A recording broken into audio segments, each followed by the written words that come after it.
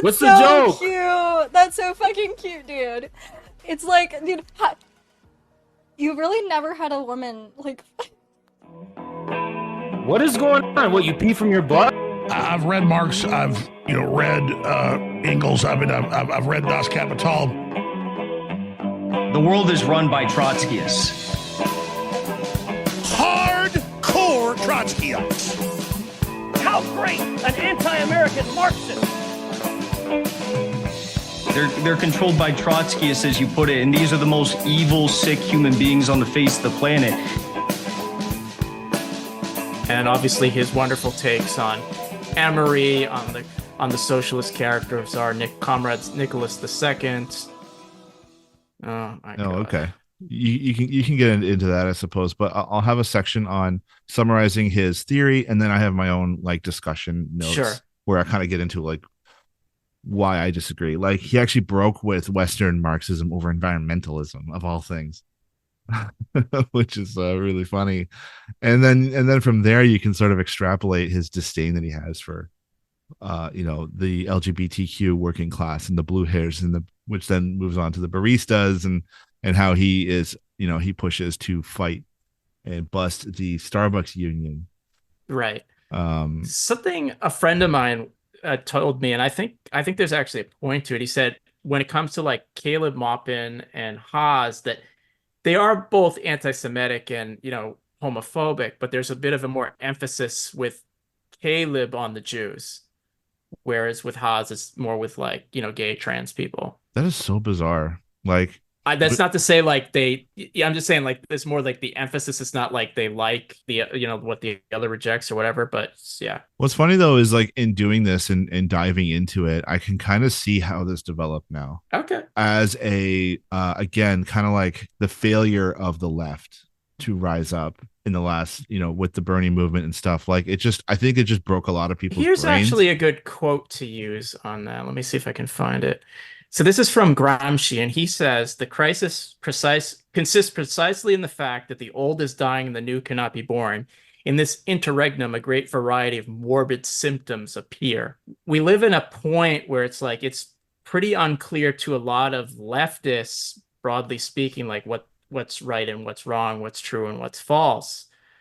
It's not like people are going to naturally gravitate towards Trotsky or the need for a communist party or being a tribune of the people. So people latch on to all these kind of things, which are just horrid, whether it's the DSA or it's the infrared or what have you.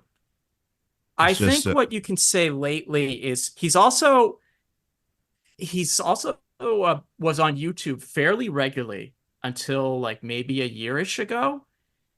And then he switched to Kick, where he's been posting regularly. So he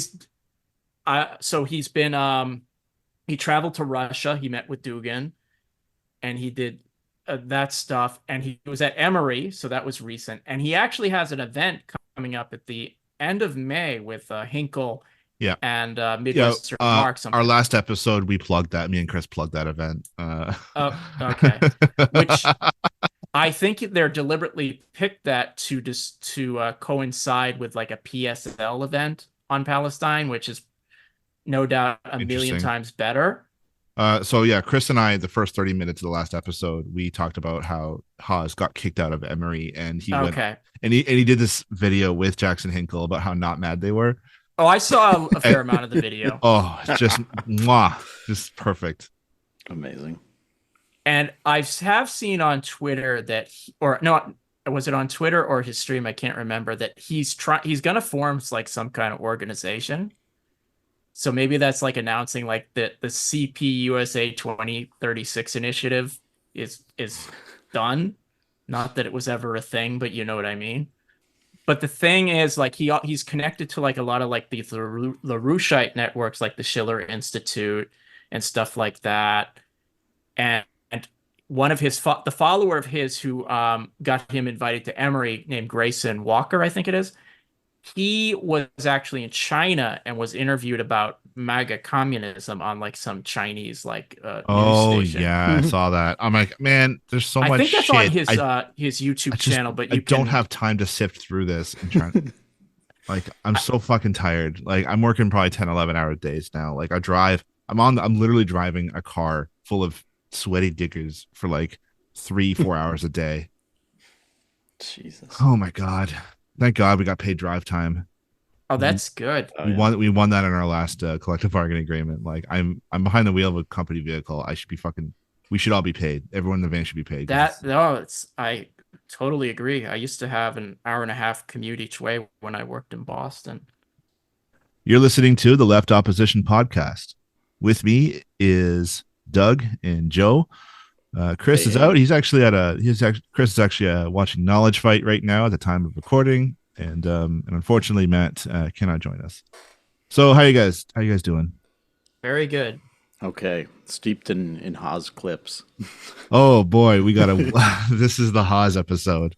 I both have and have not been looking forward to this, mostly because like there is almost too much content with this dude to try and really break down like who and what he is, because he really is he's a force of nature, but also like when you really start to pick apart what he's about, it just falls flat on his face, and you find that he's a deeply, deeply unserious person.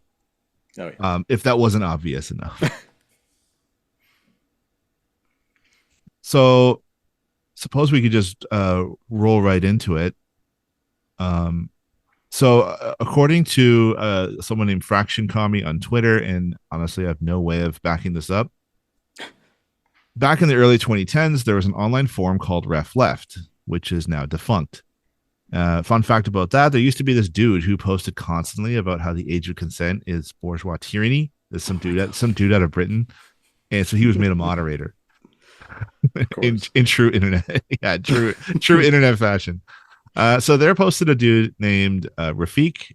He was vehemently anti-Stalinist, but he wasn't a Trotskyist either, but he was rather a Bukharinist or Bukharinite. I'm not sure what the term would be, with some left-com sympathies. This old forum was dominated by anarchist left-coms and Bukharinist centrists. For those of you who don't know, I had a bit of a write-up. I don't know what like our audience is. I guess our audience might be mostly Trotskyists. You probably guys might know this already. Bukharin was a member of the Bolshevik Party. He worked with Trotsky and Lenin, and even wrote his own take on imperialism, which, as far as I understand, actually rivals like Lenin's work in terms of its quality. It's excellent. It's worth reading. He also co-wrote a book called The ABC of Communism, which was one of the first textbooks on Marxism I ever read, and I also recommend that. Right on.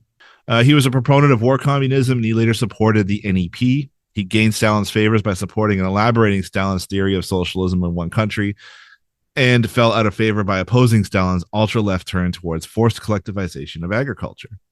He led the right opposition and was expelled from party leadership in 1929. He worked his way up the party ranks and held a major role in forming the 1936 Soviet Constitution. And for his work, he was accused of treason a year later, underwent a show trial, and was executed in 1938. An important note about his show trial is if you actually read the transcript, he takes responsibility for the overall crimes. He confesses to them, but he denies every specific point. And he's actually in basically a joust with the prosecutors. At one point, they say, like, Bukharin denies his guilt here, like the devil from incense. Wow. So he actually, to his credit, he like maintained like some level of integrity in that final act. Who was it that signed their confession, but there was like drops of blood on the confession? That was Nikolai Tuchkayevsky, one of the Red Army marshals. Right. We'll have an episode on the show trials and the left opposition at some point. So this guy named Rafik, he would post articles he had another pseudonym, another name, like a moniker, Tahir. Honestly, the articles, they're kind of boring. Like I tried to go through them. They're not really worth diving into. His real name is Adam Tahir, as far as I know, allegedly. And so likely that moniker was just a reference to his last name. Rafik, some people found out, would later become known as Haz, the founder of the Infrared Collective. Haz attended law school early in his career before taking a leave of absence to do his Twitch streaming, where he gained notoriety in his defense of Putin, China as actually existing socialism, and he gets into debates with bread tube losers like Vaush, where he fails to define what fascism is. So here he is with a debate with Vaush. Vaush is another awful human being. I won't get into that. It's not worth it. He's not even worth our time. But they get into an argument about each other's differences, and they accuse each other of being fascists. And so Haz defines fascism here. Soviet communism, all of these were united by the fact that there was some kind of objective social revolution defining the era. Fascism was specifically, fascism, this is how it sum up fascism. Ready? Fascism is liberalism. Fascism is liberalism as it enters into a contradiction with itself. Fascism is the psychosis of liberalism. The psychosis of liberalism. The liberal order of the 19th century and liberal democracy objectively collapsed in this period of the 20s and the 30s. Right? So what is a fascist government like? Like, give me some characteristics. You just look at the example of most of these things are on the surface, Vosh. Nazi Germany called itself fascist, so did Italy. So it's kind of something on the surface. Look at those governments. Characteristics. Like, give me like some characteristics. Like, what I'm looking at a fascist government. What does it look like? Paint a picture for me. So Nazi Germany and Italy. You want me to paint a picture of those governments? Yeah, well, no, not just those two, but fascism in general. Well, you're trying to create an abstraction that doesn't actually exist in reality, but is something that exists in thin air. What is the? There's no. Listen, your idealism, Vosh. And so on and so forth. I can't believe I used to watch Vosh debates. Like that is exhausting. I'm sorry that I know who he is. Yeah. No, but he. I mean, to be fair, that's an actual legit question. Like, what are some characteristics of a fascist government? That's not an abstract question. You can actually look at Germany and Italy, the prime examples, and you can come up with it. And all he did is like, oh, that's just abstract. He's not dealing with it. What's their class character? You know, who's supporting them? What are they doing? How are they ruling? These are all legit questions. Why are they targeting the Jews? All of that's like legit stuff you should be able to answer. And to be fair, anyone who's has like, at least in the US, has like a modicum of a high school education could probably tell you some of that, even if they're not like educated as Marxists. And he's just yelling and throwing out words. Right, because debating as a sport is more important on the bread tube universe than actually exchanging ideas. This whole thing developed. I think Twitch itself came around like 2014, and it facilitated the rise of like independent socialist journalism and media, which was actually kind of a big deal. And it coincided again with the rise of Bernie Sanders in 2016. And so you had all these left-wing streamers making a living, getting into it, talking about the news and being like an actual like refreshing source of analysis.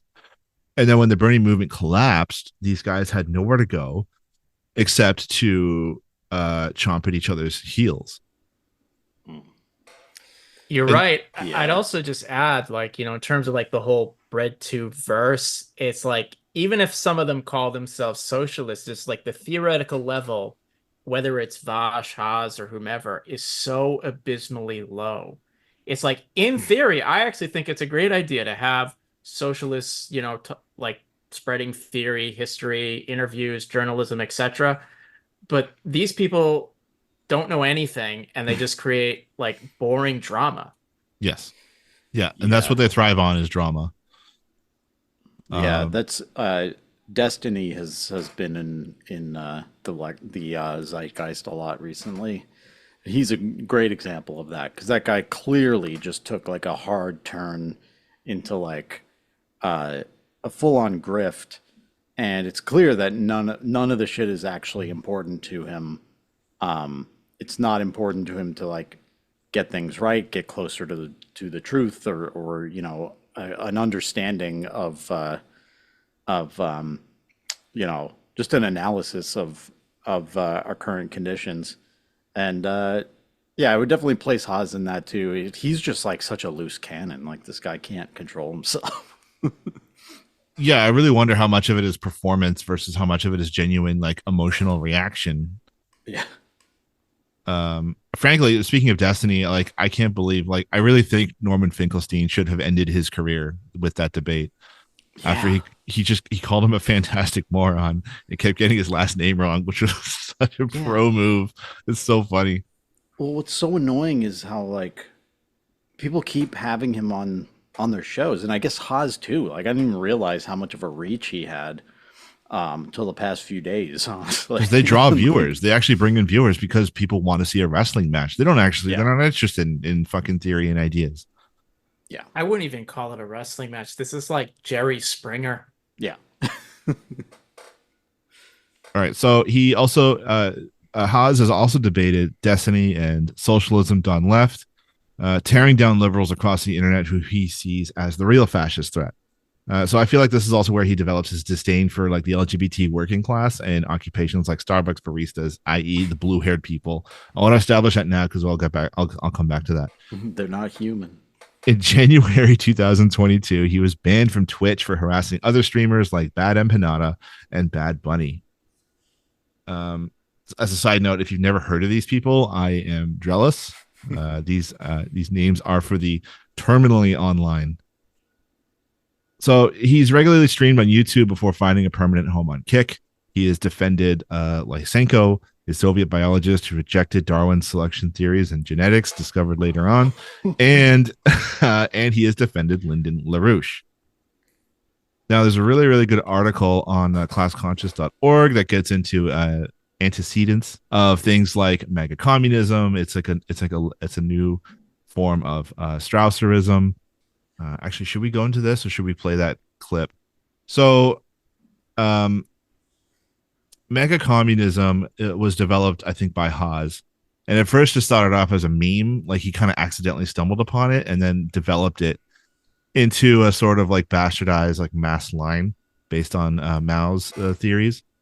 But here he goes on Tim Pool, which is another fucking dork. Tim Pool is a journalist who got his start on during Occupy, actually. The journalist is a strong term. Sure. Tim Pool would actually like go and give lectures to students about like how to like, you know, do on the ground journalism during protests and stuff. Like, here's what you need in your backpack and things like that. And now he's just this like right wing a clown again who thrives on drama and so-called debates. And his posse that he has on the show are like even dumber than him. I think that's like, it seems like that's the one rule that you have to have as like a bread tube, like, or like a podcast host is never have your crew, never have anyone smarter than you. So like he looks like, is that what you're doing with us? Yeah. So Haz goes on Tim Pool and he explains MAGA communism and says it would fix America's culture problem. Communism, it sounds like you're saying you're voting for Donald Trump and you want a communist system of governance or social order. No. MAGA communism has little to do with the person of Donald Trump besides him as a kind of mascot. We see Trump as a meme, basically. But the truth of MAGA communism is that we believe that 2016, for the first time in decades in the history of the United States, introduced real political distinction and the Schmittian sense of enmity. Because for decades, the Democrats and Republicans, that was not really a political distinction. Agreed. It was a distinction on the basis of a mutual recognition of the fulfillment of the same interest. And miraculously, somehow, this kind of clown, Donald Trump, I mean, let's remember this guy's from The Apprentice. I mean, it was very funny he got elected, let's be honest. He kind of drove these two camps insane. You see the same George W. Bush Republicans and the good old Democrats, they suddenly are united in the face of this threat.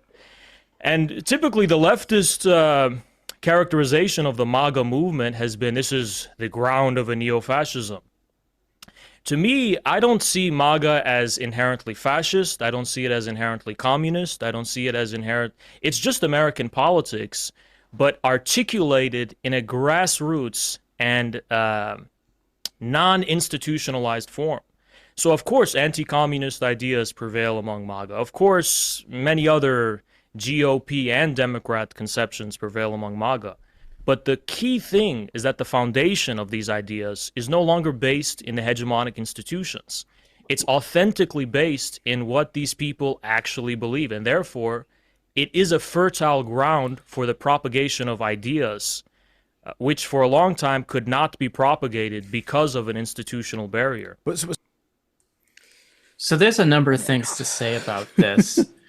First of all, the fact that when he says Schmittian, you should understand who he's talking about. He's referring to Carl Schmitt, who was a jurist in Germany and was a full-blown Nazi. So he's famous for the friend-enemy distinction. You know, he wrote books like Political Theology and everything. He's important to read, but he's a Nazi. And this idea, and he also contradicts himself when he says that it's not about Donald Trump. He has a debate a few years earlier with someone named Assatar Bear, where he says Trump is like, I will not disassociate myself from Donald Trump, that Trump is an anti-imperialist. So this, and also this idea that the MAGA people are like not like part of like the dominant institutions or involved in the dominant ideology is kind of, well, wrong. The Republican Party is an established bourgeois party that these people are a part of. They accept the reigning like petty bourgeois views on like on business, on American nationalism and Christianity, etc. And this idea, and furthermore, they're largely a petty bourgeois movement. It's not like in other places he'll talk about the MAGA working class. That's not true. Every study I've seen shows that, it's working class support is a minor component of the Trump coalition. And it should be noted, Trump is a billionaire Republican, a demagogue, and an anti-communist. So this idea that you can combine these two, that you can have some kind of synthesis, as you will, of it, is ludicrous. The only thing, and this has been done before with this attempt to go beyond left and right. The only difference here is the branding. MAGA communism is rejected by the MAGA people because they don't want anything to do with even idiots like him, or communists who don't want anything to do with idiots like him. So I'm sorry, and I'll stop right there and let someone else go for a minute. Maybe he really can unite the left and the right over. In a sense, hatred. He might be. In a sense. Oh my god! Yeah, contradictions come to light. When you point out that Trump is a Republican, it's funny because that made me remember he was a Democrat until like 2012.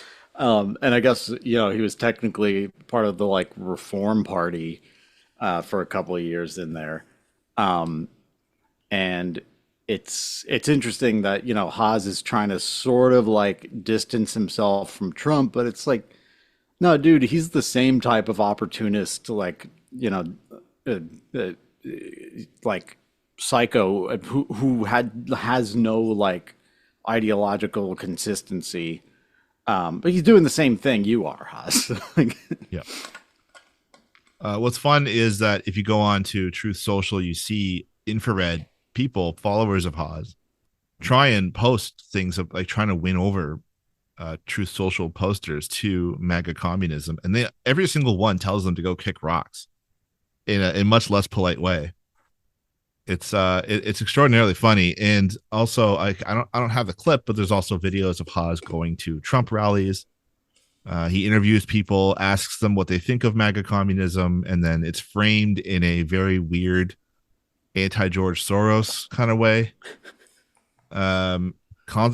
Like just finds things that gets the right wing riled up and says, "Yeah, that's MAGA communism." Yeah, it's like, yeah. Well, it's like it's really like he's just.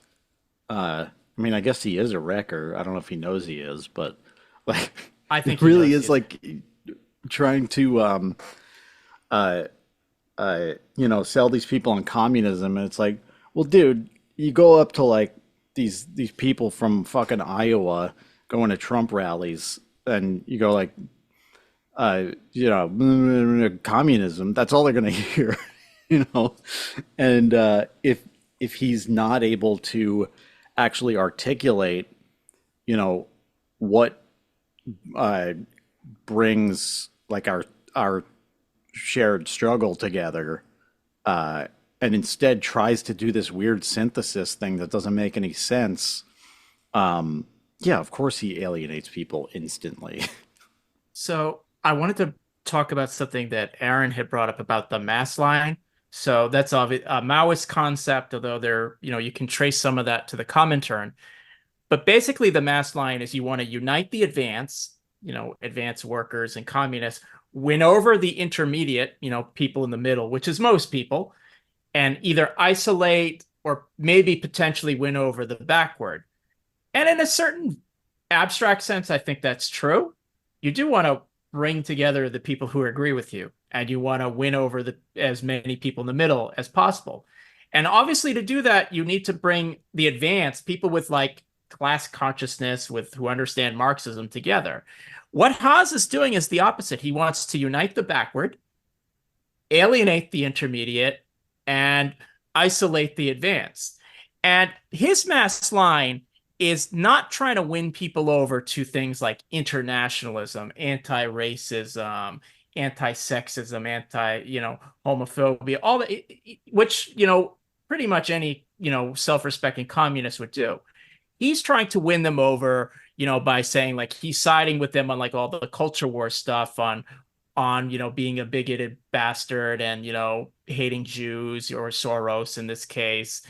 And maybe he can win them over to that. But first of all, they're probably already close to that anyway. And secondly, if you win people over to those kind of ideas, what are you winning them over to? It's not communism. It's not Marxism. It's the Republican Party, or it's stuff even farther right than them. So his, to use a Star Trek reference, he's basically like the mirror universe mass line. That's what's going on here. It's like completely topsy-turvy. It's the opposite. Yeah, that's exactly what I get out of this too. Like Haz himself writes that he's a follower of patriotic socialism, regularly attends Trump rallies, and he wrote, quote, "The most significant working class movement within the past 3 decades in the United States was Trump's MAGA movement. And therefore, the American communists should go down to the people instead of remaining comfortable in their echo chambers and bubbles. And that because the MAGA Republicans are the real dissident and counter-hegemonic force. They oppose the status quo and have an authentic basis in the people." Yeah, so this idea that like fascism is born out of like economic anxieties of the lower classes is like, I kind of had, like that was kind of what I thought back when the Trump movement started, and I didn't really understand much of this stuff. But, I can see that now, and I just wonder, like, so was that like the thought that people had during the first wave of fascism with like Mussolini and Hitler, and why is it that people think that? Because it's clearly fucking HVAC business owners with fucking F-150s and shit. Like, I mean, I think a lot of it, at least in the United States, comes down to like the Cold War and anti-communism. Because with the Cold War, you had the whole theory of totalitarianism that really feared mass movements and equated communism and fascism together. So people like Hannah Arendt, who wrote Origins of Totalitarianism, she sees fascism as a genuine mass movement, of like, the lower class, the petty bourgeoisie, etc. And so do a lot of others who come out of that, which obscures the fact that fascism does not have its base among the working class, that it is it's basically an elitist movement, and it does have this appearance of being opposed to the system. And that's the thing, it's a mask. It's obviously when Mussolini and Hitler came into power, capitalist profits went up, unions got smashed, communists got thrown in jail. It wasn't an anti-capitalist movement, even if like some of their members may have said that, some of their programs may have said that, because fascism, they can say all kinds of stuff. And that's the thing. They say all kinds of crap, but it's what they do that matters. What they do in practice is, do you really think like when Nazi Germany invaded the Soviet Union, it was over who was more socialist? Maybe some anti-communist thinks that, but first of all the anti-communists were with Hitler and everything. So I do think a lot of it is that type of miseducation we get, because fascism and communism were at loggerheads. They were at war and both sides knew it. And it is this kind of liberalism, this kind of anti-communism that doesn't like extremes, that doesn't like mass movements or the appearance of mass movements, that kind of equates them. And it really obscures kind of what happened. And someone like Haz, who is a genuine idiot, he kind of sees that surface appearance and he's like, oh, that's anti-system. I want to go to that. Even though, I mean, just think about how weird it is to like, MAGA doesn't exist separate from Donald Trump. That's his movement. Yeah. The fact is you're supporting a Republican movement of petty bourgeois people. It's also not true that there haven't been other working class movements in the last 30 years. And you go to like, you hear Trump talk about like draining the swamp and you think that's some kind of like potential communist movement. Like you really got to be pretty stupid to think that. And you've really got to not understand any history, any theory. And I think we in this room can back that up and say like, this man is a moron, that he doesn't understand that history. He doesn't understand like how Trump is doing. And also, this will be the last point I make on this. A lot of the points he's making about, that this is a genuine mass movement that we have to be a part of and essentially support Donald Trump. It's the same movement that the communists, or the same arguments that the Communist Party or DSA make when they support the Democrats. The difference is he's supporting the Republicans. It's like, we can't be pure. This is the most important election in our lifetime. There's a genuine mass movement here behind this candidate, so we got to latch on to it and try and influence it.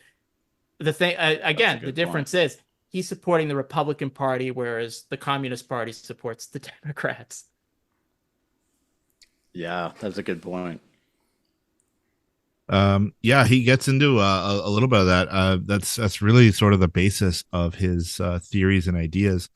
So he did an interview with the Platypus Society, which I think really dives into the theory behind his movement, right? So Haz claims his interest in Marxism really began when he was about 12 years old.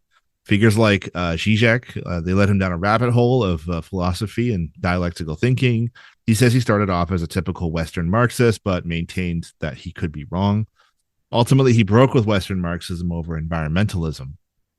Quote, these people had adopted worldviews and positions such as ecologism, the environmentalist idea of having to return to Mother Nature. These were radically incompatible with the justification I had arrived at for proving the truth of Marxism, end quote.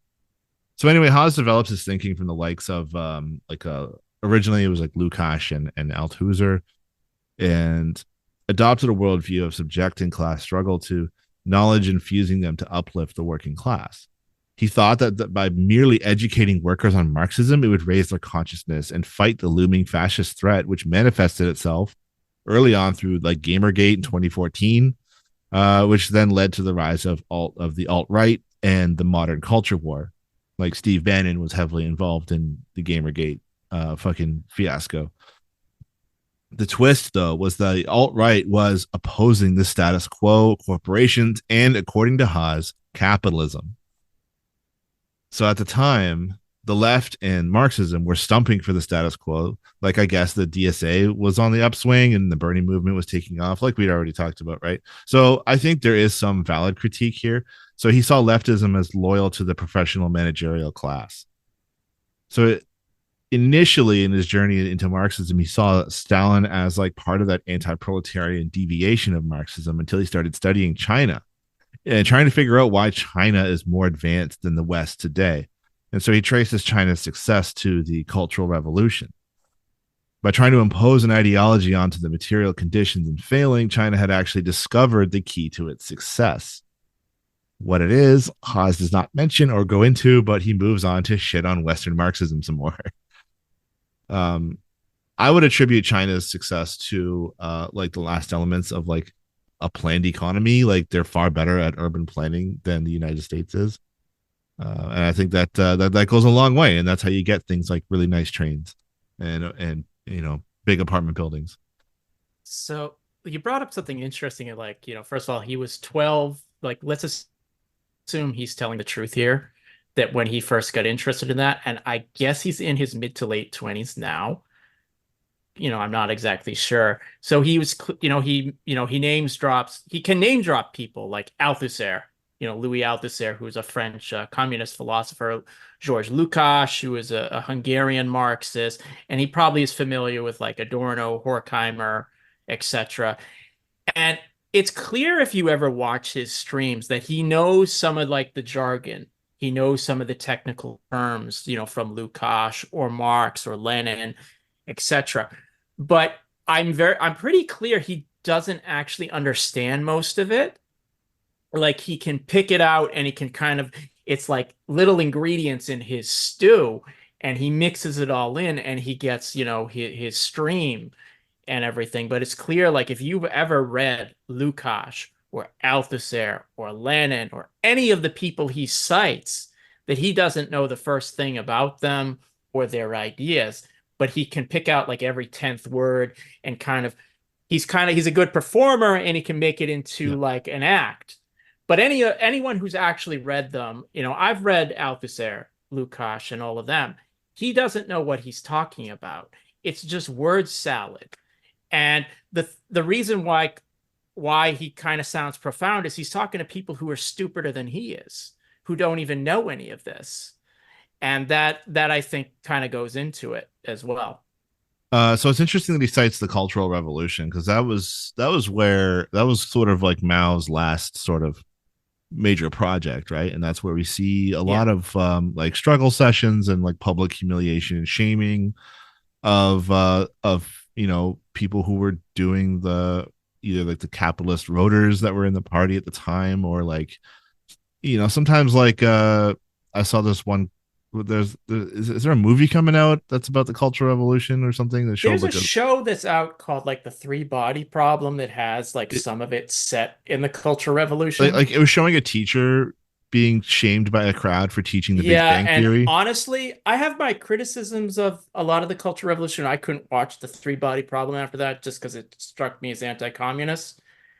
And to be fair, maybe the show is better, and I'm not going to offer an opinion on that, but that's where I stopped.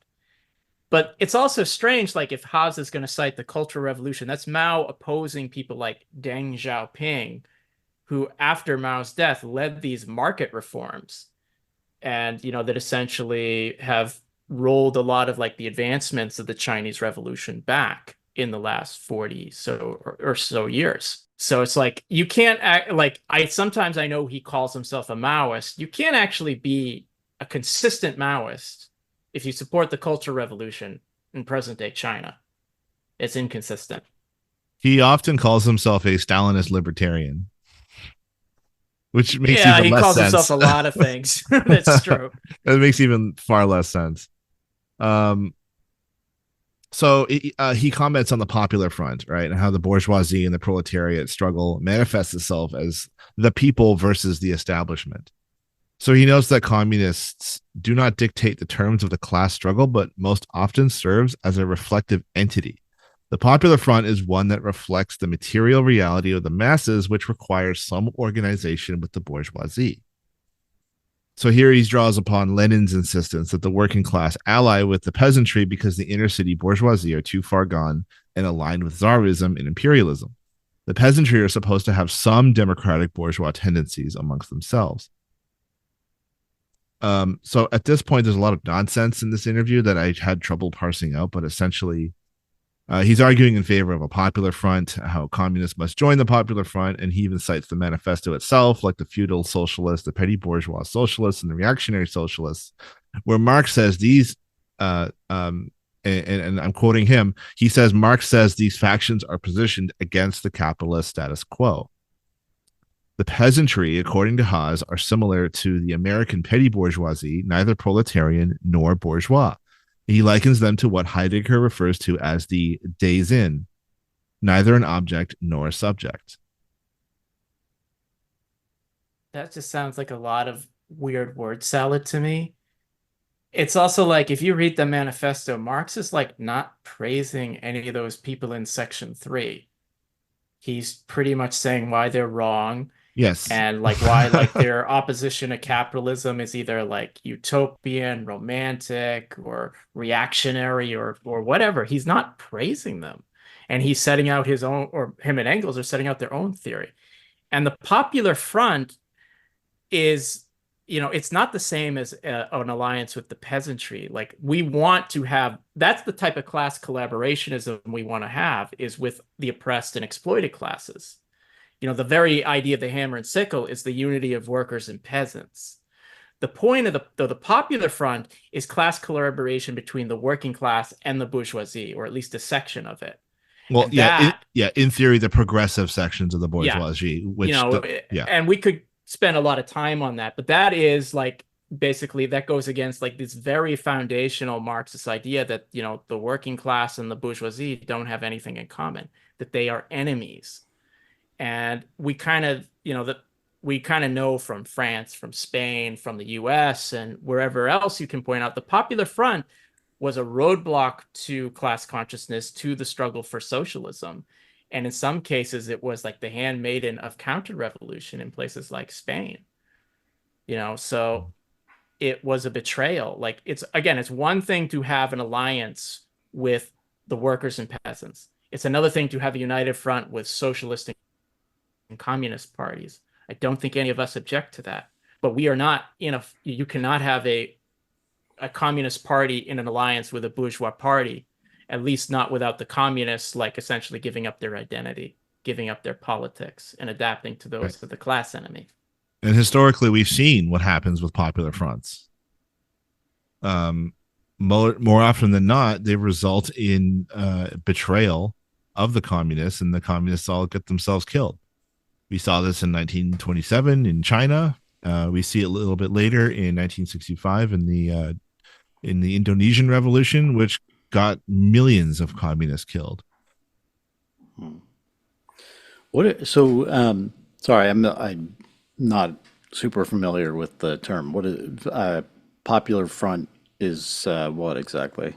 Popular Front, long and short of it, is communists, socialists, and progressive bourgeois forces must join together to defeat fascism and defend democracy. And it was adopted in the Comintern's, I believe, 7th Congress in 1935. And you kind of saw it employed in places like Spain, France. Actually, both of them had Popular Front governments in 1936. The United States, the Communist Party allied with the Democrats.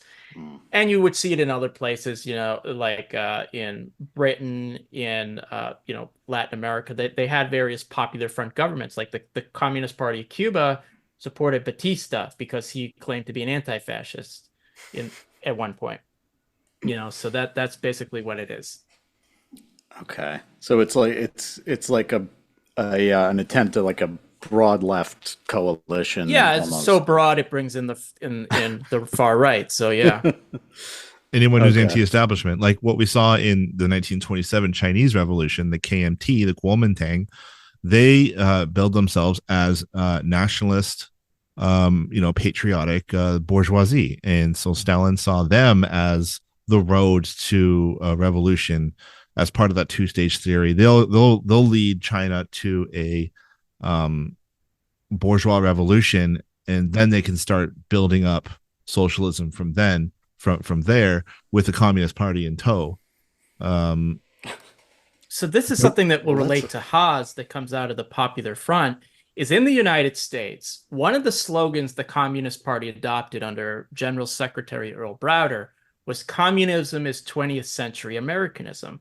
So they would wrap themselves in the stars and stripes. There was even a joke that if the people who knew all four like stanzas of the national anthem were probably CP members, that they were celebrating like a lot of stuff in American history that they shouldn't be. There's a reason like why communist volunteers who went to Spain, they joined the Washington and Lincoln brigades as opposed to, say, a Debs brigade, because they were appropriating all these figures. And, they were wrapping themselves in patriotism. And we saw the results of this in the fact that the CP held back labor organizing, that they didn't support like a formation of a labor party in the 30s. They tail-ended FDR during the war.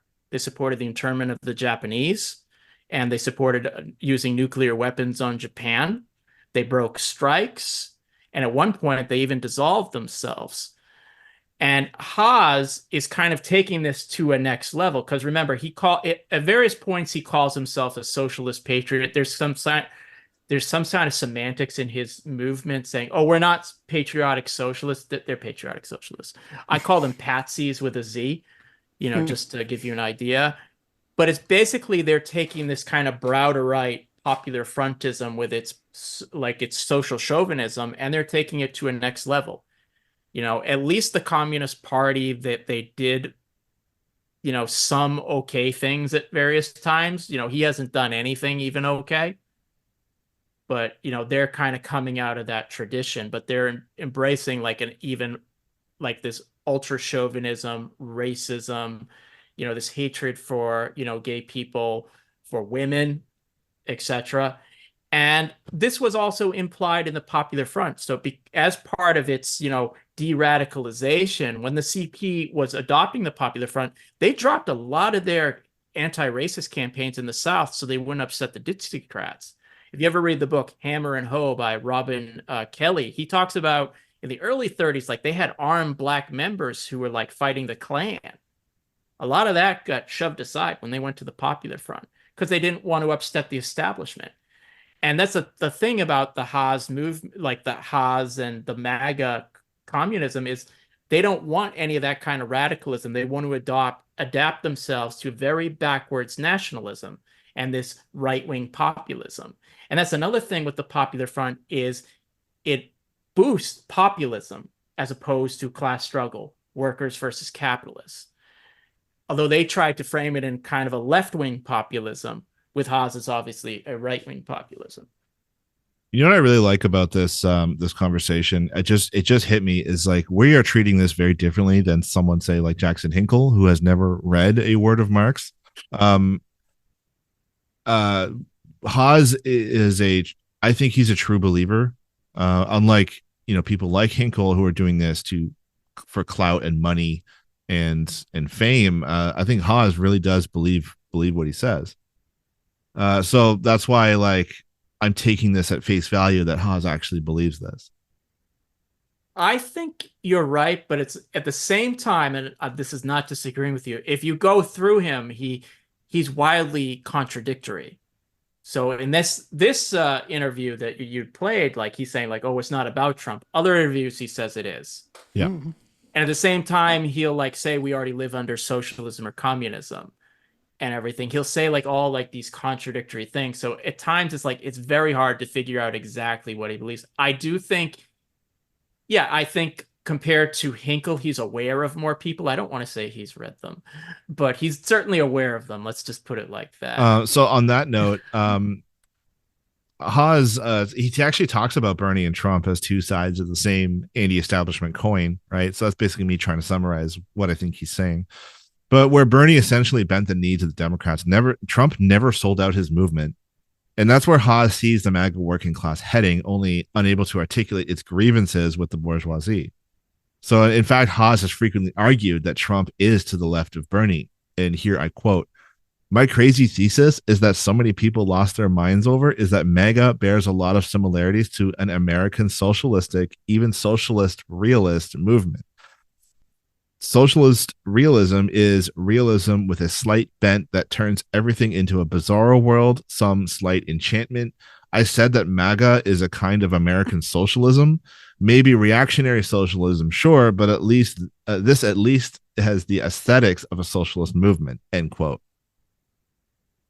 The interview concludes with Haz's strategy for a revolution, which includes entryism into the CPUSA, So here he is encouraging his followers to join the organization and to fill and climb its ranks as cadres and learn the ins and outs, refrain from spewing MAGA communist nonsense in order to not scare away other members or be kicked out, and ultimately move the party away from what he calls identity politics, tailism. And we've seen what happens. So here is a CPUSA meeting, literally on what to do about the number of people that are joining the party who are part of this infrared collective. Mention their name, but when you start mentioning names, you don't mention everybody, you get in trouble. Hey Joe, why do you call me a racist, but Taryn is a white woman and I'm an Arab American? How am I a racist, Joe? Oh my God. Yeah, Joe Sims. So you actually you talk all this shit about us calling us fascist and racist, and you're convening this right now to actually talk about how you're going to respond to the CPUSA 2036 initiative.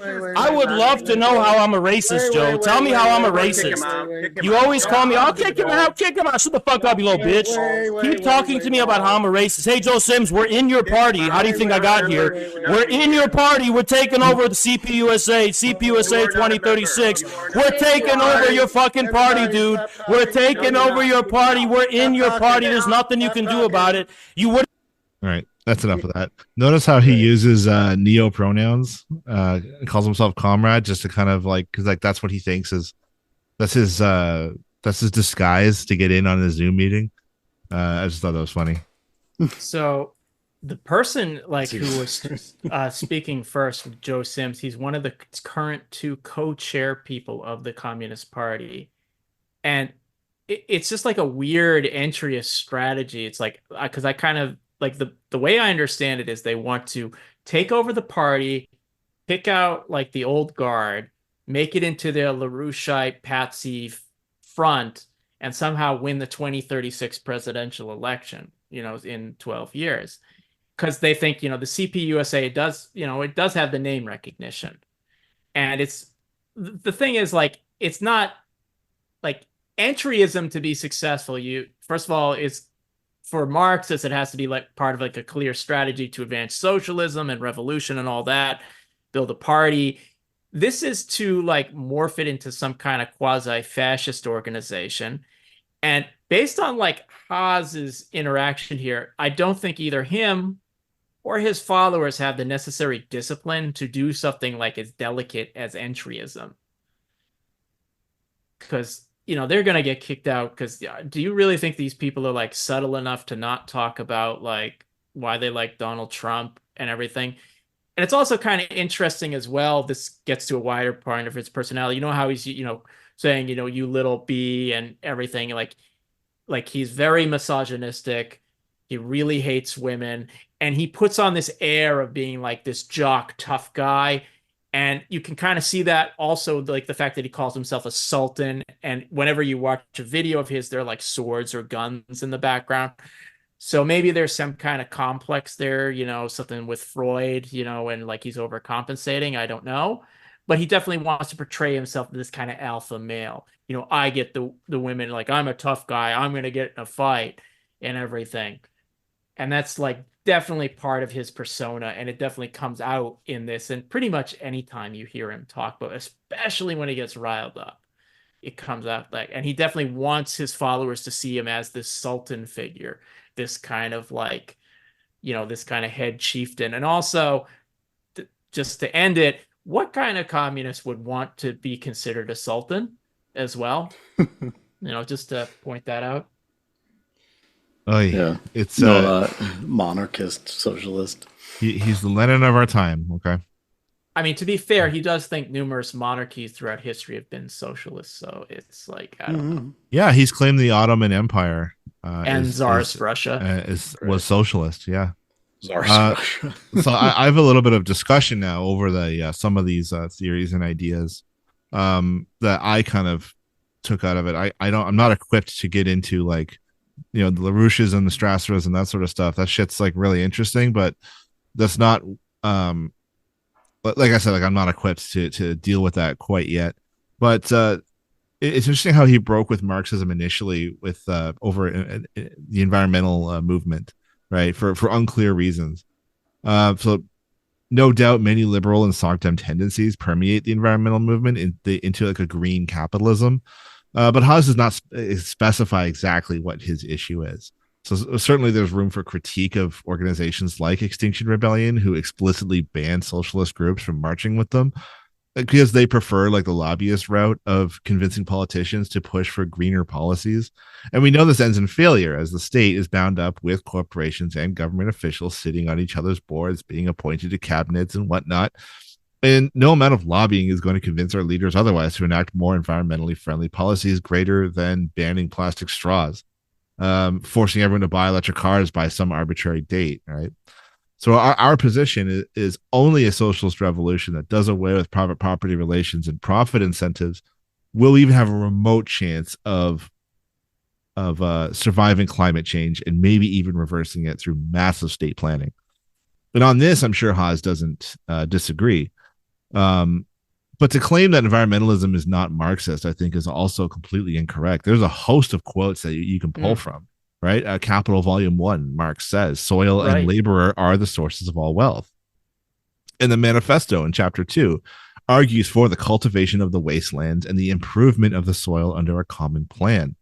And so you could sort of extrapolate from this, right? This doesn't just mean the most modern methods of sustainable farming, but, you know, brought into a larger, broader environmental movement. I agree with you. And I think to kind of speculate on maybe why the environmental issue was his breaking point, look at how he talks and his followers about, say, LGBTQ stuff, anti-racism. Like, they see it as like this, like something that's already like basically part of the establishment, because you'll often see businesses, they'll celebrate Gay Pride Month or Black History Month or something like that, and like, oh, so it's, you know, it's our controlled opposition, you know, so we reject that and we're going to be with the real people who are opposed to that. And it's like, it's like the places I've worked, they've celebrated Black History Month, or they've had like gay pride flags or something, but that doesn't mean that they support those issues. And I think, you know, he kind of looks at anything that smacks of like anti-racism or LGBTQ stuff. Wokeism. It's so stupid. As wokeism that's already like been weaponized by the establishment. But the fact is, you know, yeah, certainly like environment, like just because Hillary Clinton, like, you know, may claim the title of feminist or even women's liberation, does that mean we're opposed to women's liberation because of that? You know, I don't think so. And just because, you know, Joe Biden might say something about like protecting the environment, does that mean we don't want to protect the environment? No. And, you know, he kind of is taking like, looks at this kind of stuff as like, yeah, identity politics, wokeism that's been used by the fake left. And also he's like, I wanted to talk a little about Strasserism, which kind of came out of the Nazi Party and was basically saw itself as explicitly a third way. Like, we're neither, you know, we're not capitalist, but we're not socialist, and we're going to have this third way beyond it. And it kind of had like quasi leftist sounding economic program, but with severe social conservatism. And it was mostly crap, you know, because that's not fascism. It's like, that's never going to be realized. I mean, and but after World War II, you did see a lot of Strasserist movements in the world. And in turn, like LaRouche kind of picks up on some of this as well, because he originally in the 60s and before that actually was part of the Socialist Workers' Party. He's a Trotskyist. He left it during the 60s movement and he started his own movement, which was kind of like saying we're opposed to like global bankers. And we see the mainstream left, all of it, as an enemy, as like controlled opposition, and we need to smash them. And LaRouche like physically attacked like communist and Trotskyist meetings, and he was so bad that Trotskyists and the Communist Party, who detest each other, united to defend themselves against attacks from Lyndon LaRouche. That's how bad Lyndon LaRouche was. So LaRouche was a cult leader, and he had like a lot of anti-Semitic conspiracy theories. He saw the British crown as part of like as like the linchpin, a lot of those conspiracies. So whenever you hear Haz talk about Anglo bankers or you know, like the United States being controlled by England, that's coming straight from Lyndon LaRouche. And it should be noted that Haz has spoken to the Schiller Institute, which is still associated with the LaRouche movement. So LaRouche kind of picks up on some of like this left sounding lingo, but also this severe social conservatism and anti-Semitism. And it's in kind of that kind of Strasserite mix. It may not be, you know, I don't know if it's pure Strasserism or whatever, but again, part of like the fascist or the Strasserite is being beyond left and right. We're offering an alternative. It's a fake alternative. And it's whenever you hear someone saying beyond left or right, it means they're right wing. So, and Haz is kind of coming out of that. He's clearly not as developed as Lyndon LaRouche or Strausser, but he's trying to cultivate, you know, with his like being a sultan, being this patriarchal figure. He is trying to be a cult leader. And if you ever talk to his followers, like they worship him. They can't see him doing anything wrong. Whether it will become a full-fledged cult, I don't know, but he clearly is trying to push it that way. I do just want to say that point about like corporate pinkwashing and greenwashing and whatever. It's really funny how they do that because my workplace has Worker Appreciation Day. Does that mean that fucking you know, class politics and like pro-working class politics is not socialist because my fucking employer said it? So his disdain for liberals and his misunderstanding of class relations extends to the LGBTQ working class, you know, i.e. the blue-haired people, which is really just code for trans people, right? And so now is our chance we can sort of get into like some of our favorite takes by Haz. You know, he doesn't recognize Starbucks workers as working class, but rather like more like petty bourgeoisie. That betrays a fundamental understanding of class relations. He's called homeless. This is one of my favorite takes. He's called homeless people the landlord of the sidewalk because you cannot pass them without paying the land rent. Oh my God. Truly incredible. And I'll end on this as part of like a theory section of this episode is like his definition of fascism obviously made no sense. It's not rooted in material reality. And here it really demonstrates his unseriousness and non-commitment to theory, right? I mean, sure, he's probably obsessively read like Marx and Hegel. But like, in my opinion, he's really come to the wrong conclusions. So Trotsky writes in his posthumously published work, Fascism, What It Is and How to Fight It, the historic function of fascism is to smash the working class, destroy its organizations, and stifle political liberties when the capitalists find themselves unable to govern and dominate with the help of democratic machinery. And another Trotsky quote in 1933, he wrote, "There is one common reason for the collapse of democracy. Capitalist society has outlived its strength. The national and international antagonisms which break out in destroy the democratic structure, just as world antagonisms are destroying the democratic structure of the League of Nations. Where the progressive class shows itself unable to seize power so as to reconstruct society on the basis of socialism, capitalism in its agony can only preserve its existence by using the most brutal anti-cultural methods, the extreme expression of which is fascism." Yeah. Yeah, totally. Yeah, it's just rock solid. Trotsky remains to this day one of the best in contributions and authorities on defining in understanding the class nature of fascism. Even podcasts like Rev Left Radio, we were talking about this earlier. You know, these guys are full-blooded Maoists, but they even acknowledge Trotsky's theoretical contributions.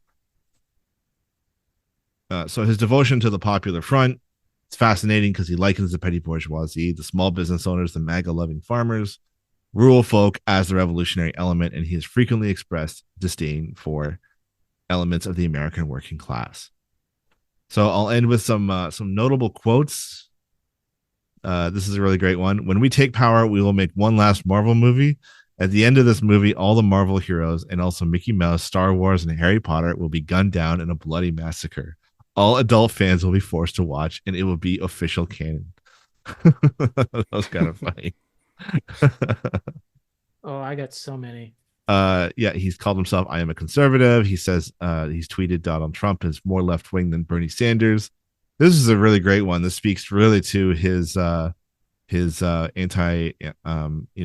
his misogyny, absolute hatred of women when he says the Salem witch trials were 100% justified. I am declaring war on all witches and Wiccans. Any of you who want to put a hex on me, a holy sorcerer, will be met with an astral retaliation more ferocious than you can imagine. I will smite the pagan scum with holy fire. I can absolutely hear him yelling this in my clipping his mic. Exactly. This is another great one. Is Hitler was an anarchist and Nazism was anarchist. Anarchist subculture also coincidentally was shared with neo-Nazis. So yeah, he's also likened the Nazis with anarchism. He actually had one image he put up, like Hitler, like with like wearing a pink outfit and kind of makeup. You know, it was really gross. I mean, yeah, that speaks to like what Hinkle was saying in our one episode about how like the Nazis were all trans. They were all trans and gay people. Fucking astounding. That's why they burned the trans research, right? Yeah, to hide it. Okay, so here are a few I picked up from Haz. He says genes don't even exist, and phenotypes can't even be accounted by them. DNA is almost completely meaningless at every level. Lysenko proved all this, and you can eat up Anglo science like slop you, whatever. Okay, praising Dugan. Oh, here's one from 2022. Fuck union organizing. Examples of actual socialism. Safed Persia, Ottoman Empire, Mughal India, Tsardom of Muscovy, Yuan and Qing dynasty. Example of liberal insanity shithole: California, Sweden, anarchist Catalonia, Biden America, worker co-ops, and Chaz. All right. Let's see. That's so good. Oh, how he announces the return of socialism. Only communist MAGA can defeat Dark Brandon. Then there was the video he had where Russia is still fighting for communism. And after that Putin interview with Tucker Carlson, he had a huge post about Putin had a Marxist-Leninist subconscious, even though Putin during the interview said, well, we are bourgeois now and we have a market economy. You know, I guess he didn't actually watch the interview. Oh, and this is a great one. I can't miss this. When you eat McDonald's, you aren't just eating food. You're partaking in a banquet with the whole country. Everyone gets to have McDonald's. It never goes out of fashion. It is always at the forefront of the latest trend. It is culturally communistic. Perfect. Oh, okay. That's so good. I forgot about that. I forgot about the McDonald's take. That's amazing because, like, you know, what do Americans love less than McDonald's? Nothing, right? They might as well be on the flag. Like it's such part of the cultural like consciousness. Yeah, and I guess that's what he sees as communism, is everyone eating the same slop. Yeah, this is a particularly this is one of my favorite. I played this almost daily on my Twitch stream. Is this clip? This is my favorite clip of Haz. Basically, straight up admits that like he sees Marxists as his enemy. You fucking fake, phony, fraudulent pieces of shit. You fucking academic cocksuckers who are just repeating what your fucking authorities told you. You are scum in my eyes. I hate you. I fucking hate you. And that is why I will always, always be able to sit down with conspiracy theorists and MAGA people, and those are my brothers in humanity. And you Marxists, you are the biggest scum of the earth. It's funny how it always works that way. Yeah. Oh, here's one. I wonder if you guys are ready to know that we've already been living in socialism for a long time now, that you can only think otherwise because of a new left Gnostic heresy that personalized capitalism as a psychopathological vice instead of a mode of production. Yeah, I don't know what that means. But that's just stupid on its face. Right. I've heard that too, or he argues that America is already socialist. I've heard that from like I'll have right-wing trolls come into my Twitch stream and they'll say that we already live in a socialist country because we have things like welfare. Yeah. And taxes. Like libraries and the police. My God, like things. What is that too? Yeah, liberals will argue like, "Oh, you hate socialism, yet you love the fire department." Yeah, well, I feel like it's been bastardized from socialism is when the government does things to now it's socialism is when the government. Because I've literally been told recently, like, no, socialism is when the government interferes at all. It's like they backed up. I had this argument with a guy. The subprime loans in the 2008 crash were backed by the government, so that was socialism that caused the crash. Oh yeah, they had that. Like, oh man! After the crash in 2007, they had that. I think it was Newsweek. They said we're all socialists now because bank bailouts are suddenly socialist. I guess. I mean, like right. if the conditions of the bailout came with expropriation and nationalization of the banks, in that case, sure, but I don't think that's definitely not what they were saying. It's a step in the right direction, but yeah. Here's another one. This is posted by like an Airbnb account. Adam Tahir is going on Twitch, and so they're subtweeting to what's the term? They're tagging Twitch support, violently threatening an Airbnb host, saying, "I know where you live," and Airbnb employees. Protect your host from people like him and make your platform unsafe to use. So they're trying to report Haz to Twitch for threatening Airbnb employees. Now, frankly, like as a corporation, I have zero sympathy for Airbnb. Like the workers are just doing their fucking they're trying to make a living, man. Like, yeah, you don't. I have sympathy for those employees. Like they shouldn't have to deal with assholes like him. And what type of communist would threaten just average workers? He goes, I'm reporting this harassment to Airbnb. Then he goes, I'm in fear of my privacy. So I can't say what I said. But needless to say, I know where this guy fucking lives. I know where he lives. And I know their name. And their picture. So I had a little thing I sent them. Where nothing was explicit, but it was enough for them to understand. It goes, I'm reporting this... Anyway, yeah.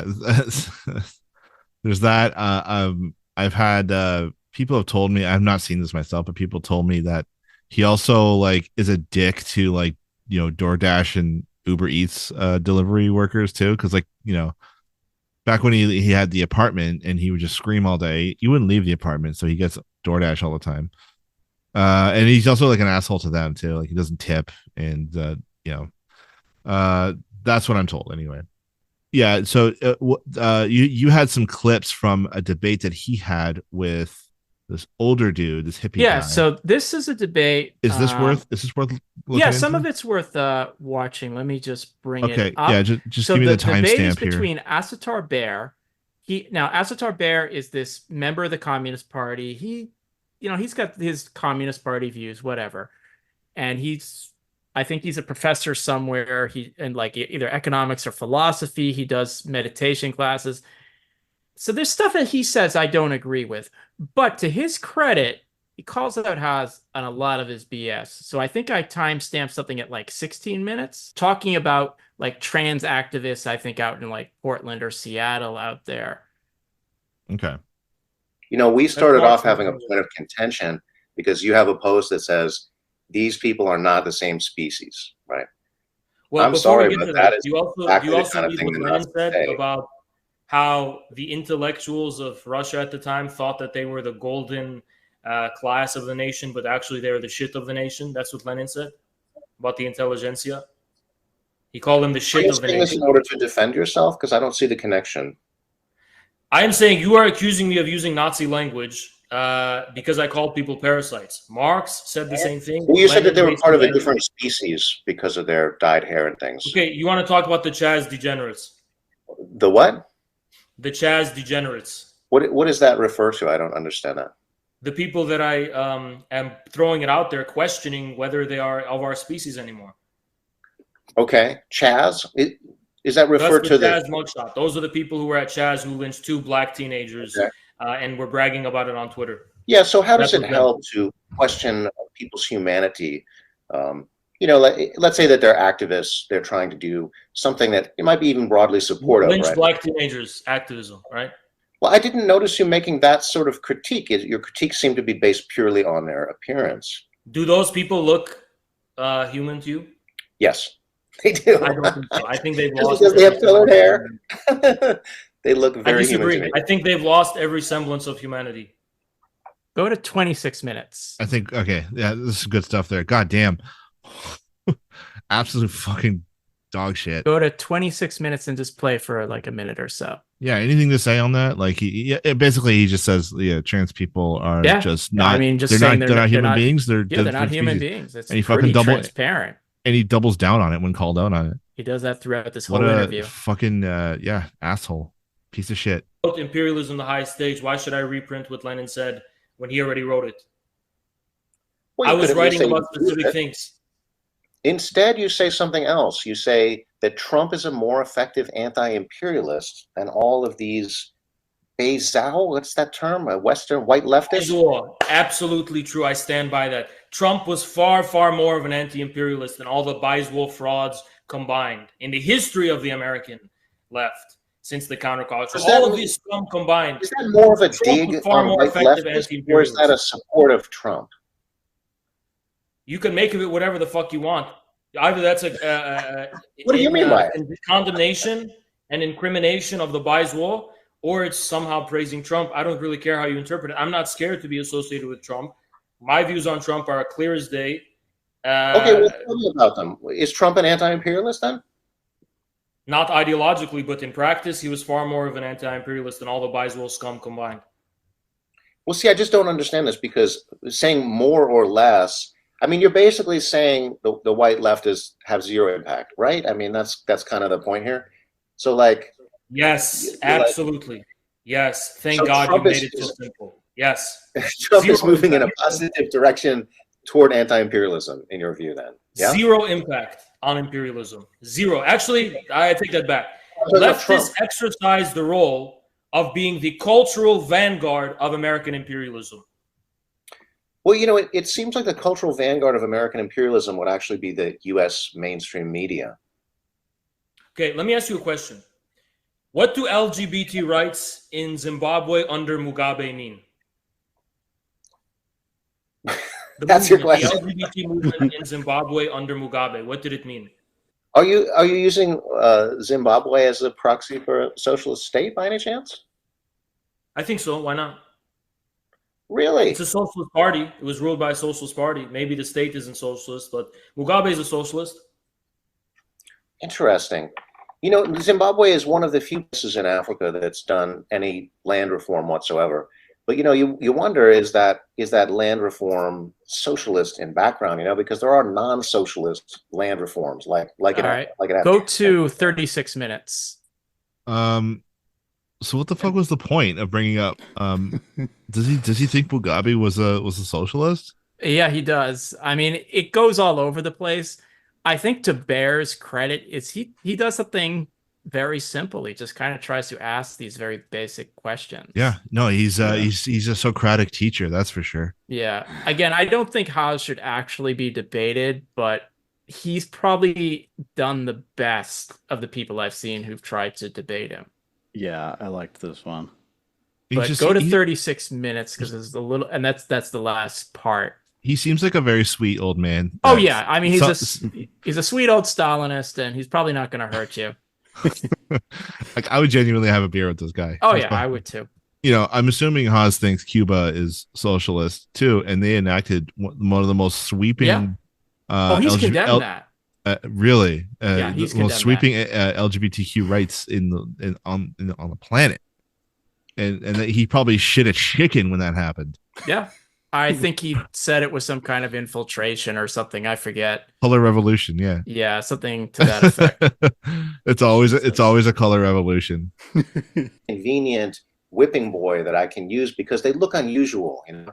But again, who says? Are you saying stuff I'm like attacking that, gays because I'm attacking? Excuse me, I'm not done talking. Excuse me. Why are you insulting Who says gays? just because somebody's a despised minority, then we can safely oppress them to score political points? The people in the Chaz mugshot. I'm sorry, who says that? Who says that? Who the fuck says that, Hayes? Nazis say that shit. That's who says it. You're getting a little angry. If you think that's going to make you popular, Dr. Trotsky, simmer down. Popular among Nazis. Dr. Trotsky, I don't have soda. Simmer down. Anyway, you're saying that Haz telling someone to calm people in the Chaz mugshot that's what the gays are. That represents gay people. I'm saying that when you attack activists who have put themselves on so that's the protected class. The protected minority is the ideological activists. What side of the are you left. on? Who are you allying yourself with? Self-serving?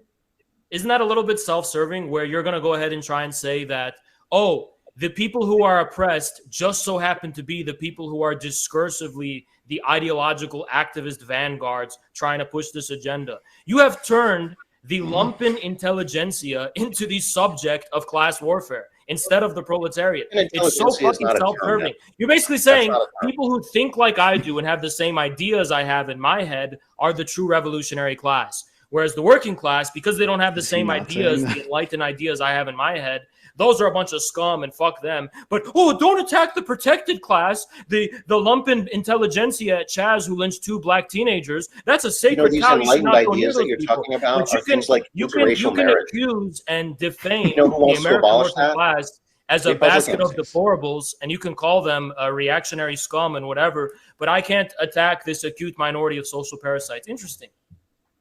I don't actually use terms like scum. I don't attack people's humanity.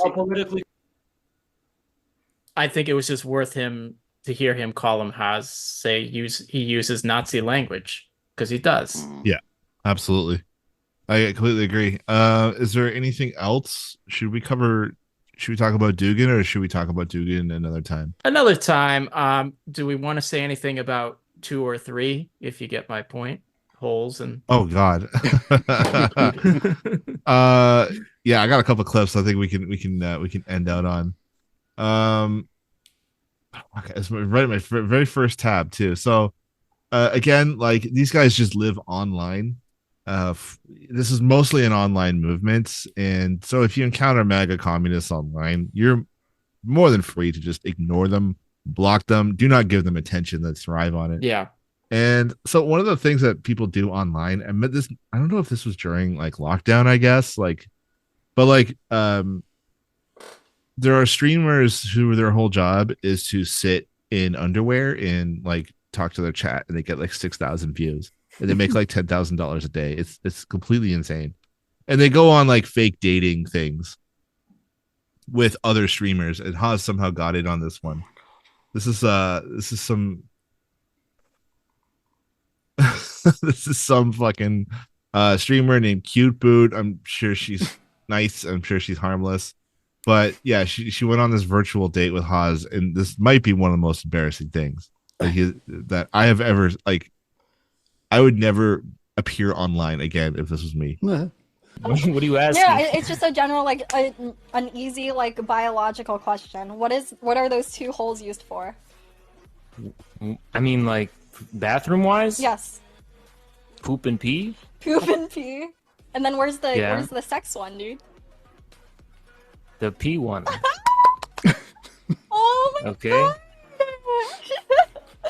Oh my god. That's What's so the joke? Cute. That's so fucking cute, dude. It's like, dude, you really never had a woman like. What is going on? What, you pee from your butt?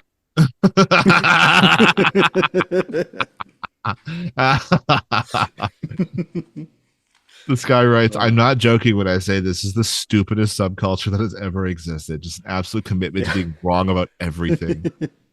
Oh yeah, this is fantastic. So I guess he goes by Dark Haz on Discord. Save this prediction and screenshot it. So he did. What if Kendrick and Drake beef is the beginning of the US Civil War?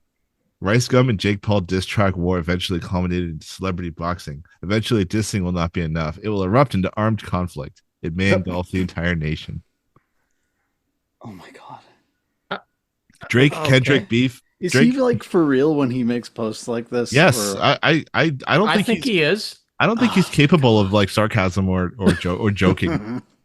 Drake Kendrick beef evolving into nationwide civil war is very Hegelian. A grounding of the political must begin in something immediately concrete, as petty as personal ego. The higher rationality of history realizes itself using the first immediate concrete egotism of the individual. I'm always saying that. Hegel didn't die for this. And I guess I don't have much more to say on Haz. I'm sure it'll come up more often and not as he continues to bubble throughout the world in his antics. We'll call him out whenever he says his bullshit. But like this, I really wanted this to be like a general episode and dive into the theories and ideas about Haz. And supposedly he's writing a book, which I might torture myself and read it, but we'll see. That'll be a fun podcast. We'll break it down. So if you guys got nothing else, I'll end it with this. Well, you're just talking like a mongoloid. I don't give a fuck. I am a mongoloid. In my heart, I'm a mongoloid. That is what I am. We are a horde. That is what we are. Yes, we are that. We are 100% that. That's not something to be proud of. It is something to be proud of, because the Mongols are the ones who created civilization. And you created nothing but barbarism. You're the fucking barbarians. You destroyed the treasures of mankind. The Mongols only united it. What the fuck do you know about civilization? What the fuck do you know about pride? What the fuck do you have to be proud of? Except looting, genociding, and destroying the cultures and peoples and wealth of this world. What the fuck do you know, Cans Cuck? Well, you're the one here chipping out, so... I am chipping out, bitch, because I'm a fucking human being, and you're a little soy boy cuck little bitch. You don't know who the fuck I am. No, I see you. I think you're a mongoloid. That's what you I am a mongoloid. You're right. It is what I am, and I'm proud of being that. Well, it's an anthropological term. It doesn't actually mean Mongol. Oh, so what's your fucking point? You ugly, disgusting, fucking barbarian, smelly piece of shit. You want to talk racism? I can be way more racist than you, Angloid. What did Angloids ever fucking have? It needed the Romans to fuck all of you in your ass to give you any civilization. You never had any of your own. You want to be racist? I could be way more racist. You want to talk shit about Asians? What the fuck do you have on Asia, huh? I have nothing on it. You have nothing, because you're a Ken's cuck, bitch. Awesome. Okay, we'll post all of our sources in the show notes. Anything you guys want to plug? Joe, do you have anything coming out soon? Yeah, I've got a video about a reality show called The Valley coming out soon. Next couple of weeks. Radicalize Me on YouTube. I got a series of essays that I hope will be turned into a book debunking like Grover Furr and other kind of neo-Stalinist conspiracy theories. So keep your eyes open for that. Okay, thanks for tuning in, everybody. We'll keep an eye out for that, and I can't wait to talk about them on the show.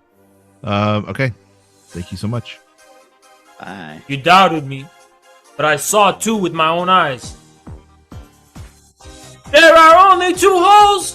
Whoa! There are only two holes. Whoa! There are only two holes. Whoa! There are only two holes. Whoa!